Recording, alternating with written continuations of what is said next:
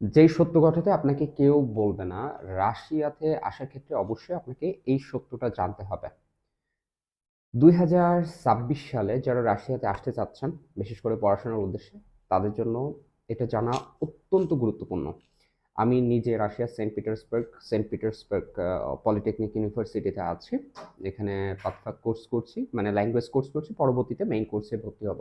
So আমি এতদিনে এখানকার বাস্তবতা এবং সবকিছু উপলব্ধি করেছি, যেটা আপনাদের অবশ্যই জানা উচিত, যে সত্য কথা আসলে হয়তোবা কেউ বলেনি। যদি আপনি সেলফ ফান্ডে আসতে চান, যারা স্কলারশিপে আসতে চান তাদের ভিন্ন, তাদের জন্য না এই ভিডিওটি। যারা সেলফ ফান্ডে আসতে চান, যারা আমার মতো, মানে মধ্যবিত্ত ফ্যামিলি থেকে আসতে চান, মানে কষ্ট করে টাকা গুছায়ে, জমি বন্ধক রেখে বা যাই হোক, যেভাবে হোক এসে আপনি এখানে পড়াশোনা করতে চান, মানে ইনকাম করবেন, পরবর্তীতে পড়াশোনা করবেন, একটা ভালো লাইফ লিড করতে চান। আসলে বর্তমান সিচুয়েশনে এটা, আমার পার্সপেক্টিভ আমি বলছি, এটা অনেক ডিফিকাল্ট। সত্য বলছি। আপনার শুনতে অনেকে অনেক কথা বলবে যে, "হ্যাঁ, আসলে এটা পসিবল, ওইটা পসিবল, অনেক কিছু সম্ভব।" হ্যাঁ, এখানে আপনি জব করে করতে পারবেন। তাহলে সেই ক্ষেত্রে আপনার স্টাডি কন্টিনিউ করা পসিবল হবে না। সেক্ষেত্রে আপনাকে কি করতে হবে? মানে ২ টা একই সাথে আপনি রান্না-বাড়া করবেন, খাওয়া-দাওয়া করবেন, একই সাথে পড়াশোনা করবেন, একই সাথে জব করবেন। এগুলো দিয়ে আসলে সবকিছু কন্টিনিউ করা সো ডিফিকাল্ট। সো আপনাকে অবশ্যই সেই ধরনের চিন্তাভাবনা করে আসতে হবে। আরেকটা বিষয়, সেটা হচ্ছে সেন্ট পিটার্সবার্গে আপনি delivery job as a foreign student হিসেবে পাবেন না। এটা গত মাস, এই মাস থেকে ৯ তারিখ থেকে বন্ধ করে দিয়েছে। সো এখানকার ইনকামের সোর্সের ভিতর থেকে সবথেকে ডেলিভারি জবে ইনকাম বেশি হতো। কিন্তু আনফরচুনেটলি এটা নতুন ল করে এটা বন্ধ করে দিয়েছে। সো আপনি কি করতে পারবেন? এখানে রোস্টিক্স আছে, ম্যাকডোনাল্ডস আছে, যেগুলোতে আপনার ১ম দিক থেকে এসে ২-৩ মাসে আপনি জব পাবেন না। কারণ তারা নিতে চায় না। যখন আপনি কোনো সোর্স পাবেন অথবা কারোর মাধ্যমে করতে চাবেন, তাহলে সেই ক্ষেত্রে আপনার নিবে পরবর্তীতে, কিন্তু খুব অল্প টাকা দিবে। ১ ঘন্টায় ২১০, পরবর্তীতে ৬ মাস পরে ৩০০ দিবে, এইরকম সামথিং।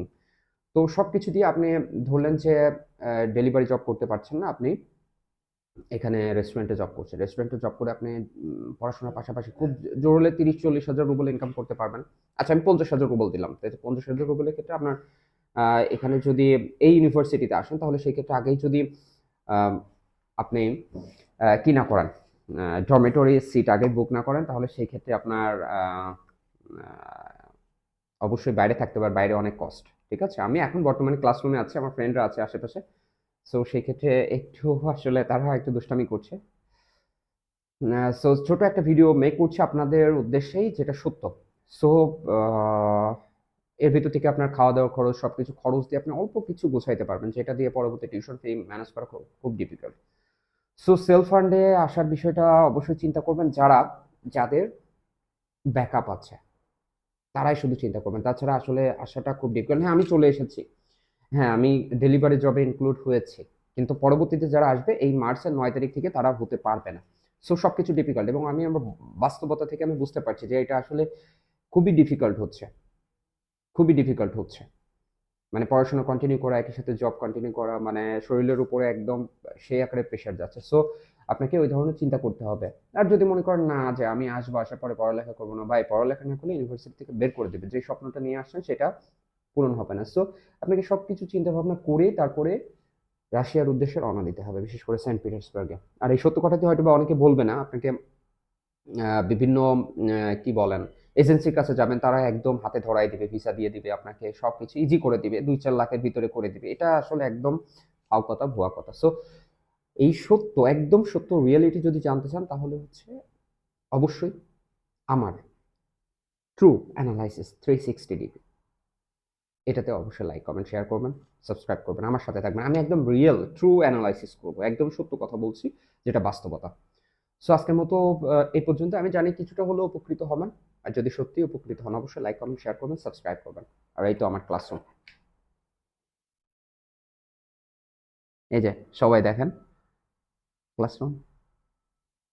এই যে আমার বন্ধু সামিত ইজ ফ্রম তুর্কি।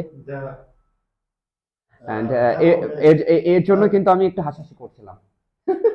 আমাকে হাসাচ্ছিল। সো এই তো আমার ক্লাসরুম। এই যে ছোট ছোট ক্লাসরুম, ল্যাঙ্গুয়েজ কোর্সের। She is from Vietnam. She's from Peru, and all guys are so friendly, and I'm happy that I'm in this group. And we have friends like this, guys. Okay, so আজকের মতো বিদায় নিচ্ছি। ভালো থাকবেন, সুস্থ থাকবেন। আল্লাহ হাফেজ।